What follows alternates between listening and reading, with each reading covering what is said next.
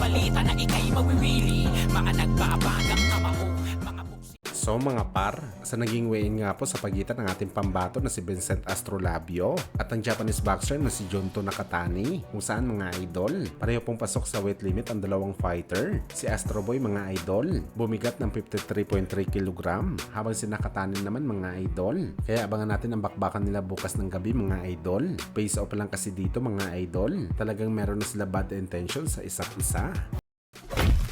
Sa kabilang banda naman mga idol, matapos nga po sinabi ng isa sa mga batikang experts na si Chris Algieri na unfair daw mga idol ang gagawin ng World Boxing Council o WBC sa paglagay kay Manny Pacquiao bilang mandatory contender sa titulo ni Barrios ang WBC welterweight title, kung saan kawawa naman daw mga idol ang mga naghihintay na contender sa WBC ni Barrios na talagang sila ang deserving na mapalaban sa titulo. Nagtataka daw si Algieri mga idol, bakit binigyan ng WBC si Pacquiao ng title shot? Gayon pa man daw mga idol, nagdeklara na ito na magretero sa boxing sports at halos 4 years na ito na hindi napapalaban sa bakbakan, pero title shot kaagad ang kanyang comeback fight. Dagdag pa ni Algieri, kapag tinuloy daw ng WBC na payagan si Pacquiao na mapalaban kay Mario Barrios, talagang ulanin daw ng batikos ang WBC galing sa mga boxing fans, lalo na sa kanilang mga contender, dahil meron silang special treatment na binibigay kay Boss Manny. Bagamat sa naging panayam naman mga idol ni Bob Santos, ang tumatayong head trainer at manager ni Mario Barrios, brutal nito pinagtanggol si Manny Pacquiao sa mga boxing fans na bumabatiko sa kanya, lalo na mga kagaya ni Chris Algieri. Ano yung mga idol,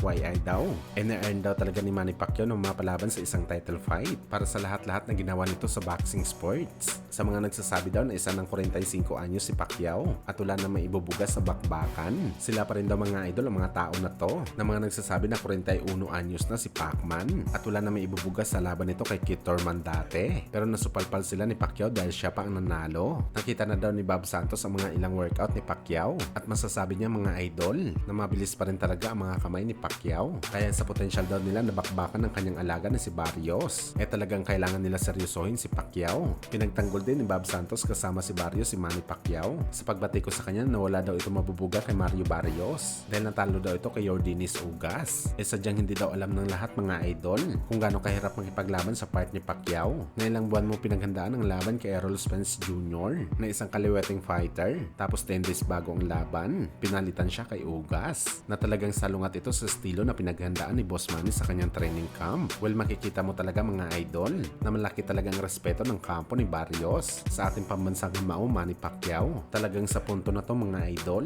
sa edad ni Pacman na 45 anyos, hindi talaga sila nagte-take advantage dahil laos na si Pacquiao. Nasa isip pa rin talaga nila mga idol na isa mahirap na laban para sa kampo ni Barrios kapag sakali makasagupa talaga nila si Pacquiao, dahil minsan na nga ginulat ni Pacman ang boxing sports nang tinalo niya ang tumalo din kay Barrios na si Thurman sa edad na 40 anyos sa bakbakan.